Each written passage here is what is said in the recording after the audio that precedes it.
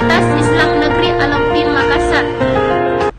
Pada kesempatan kali ini saya akan menceritakan kisah Ali bin Abi Thalib, gerbang pengetahuan Islam dan menantu Nabi.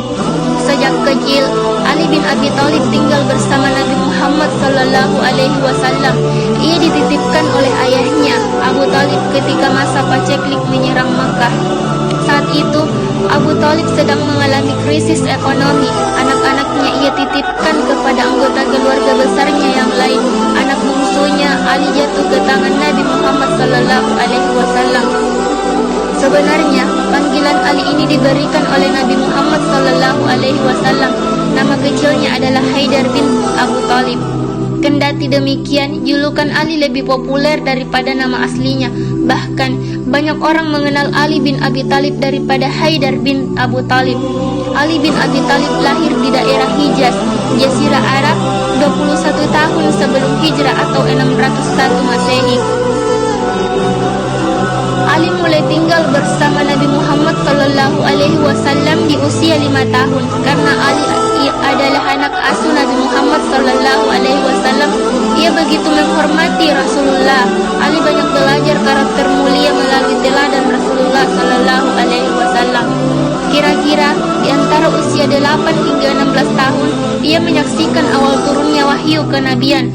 Ali bin Abi Thalib termasuk salah seorang yang mula-mulai memeluk Islam atau dikenal dengan golongan As-Sabiqun Al-Awwalun. Golongan inilah yang pertama kali mengakui bahwa Nabi Muhammad SAW adalah utusan Allah Subhanahu wa Ta'ala, dan mereka dijamin masuk surga, termasuk Ali bin Abi Thalib. Di kalangan pemuda Arab, Ali adalah pemuda yang pandai. Di masa itu amat jarang ada orang yang bisa membaca dan menulis, termasuk Nabi Muhammad SAW adalah sosok ummi atau buta huruf. Karena kepandaiannya itu, Ali bin Abi Thalib mendapat julukan Babul Ilmi atau gerbang pengetahuan.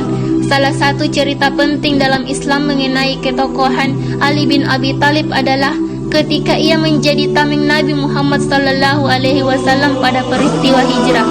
Ketika itu, umat Islam masih merupakan kelompok minoritas dan lemah di Mekah.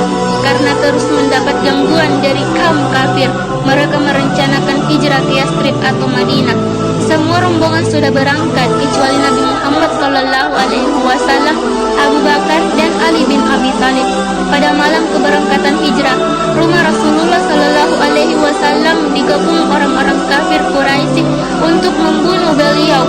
Saat itu, Ali bin Abi Thalib berperang menggantikan Nabi Muhammad SAW di tempat tidurnya.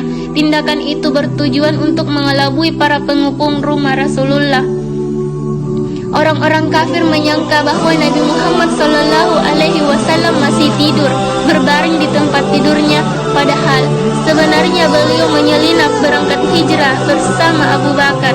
Yang berbaring di tempat tidurnya tidak lain adalah Ali bin Abi Thalib. Setelah masa hijrah, Ali bin Abi Thalib menikah dengan putri Rasulullah SAW, yaitu Fatimah As-Zahra. Ia sangat mencintai istrinya itu, sampai-sampai ia tidak menikah dengan perempuan lain ketika Fatimah masih hidup. Usai meninggalnya Nabi Muhammad SAW, Ali bin Abi Thalib merupakan sosok penting dalam pemerintahan Islam. Selepas kekuasaan politik bergulir dari Abu Bakar, Umar bin Khattab dan Utsman bin Affan, tampuk kekhalifahan jatuh ke pundaknya. Ali bin Abi Thalib kemudian resmi menjadi khalifah keempat pada 35 Hijriah. Ia berpuasa sekitar 5 tahun sejak 35 hingga 40 Hijriah atau 655 sampai 660 Masehi. Ali bin Abi Thalib meninggal pada Ramadan 40 Hijriah. Ketika salat di Masjid Agung Kufah, ia diserang oleh Abdurrahman bin Muljam dengan pedang yang diberi racun. Ketika sedang sujud salat subuh, Abdurrahman bin Muljam menusuk Ali bin Abi Thalib yang berakhir dengan meninggalnya khalifah keempat ini, sekaligus penutup kekhalifahan Rasyidin.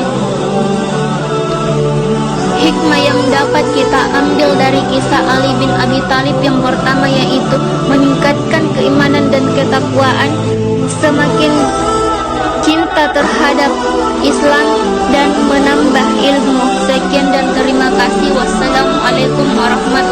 wabarakatuh.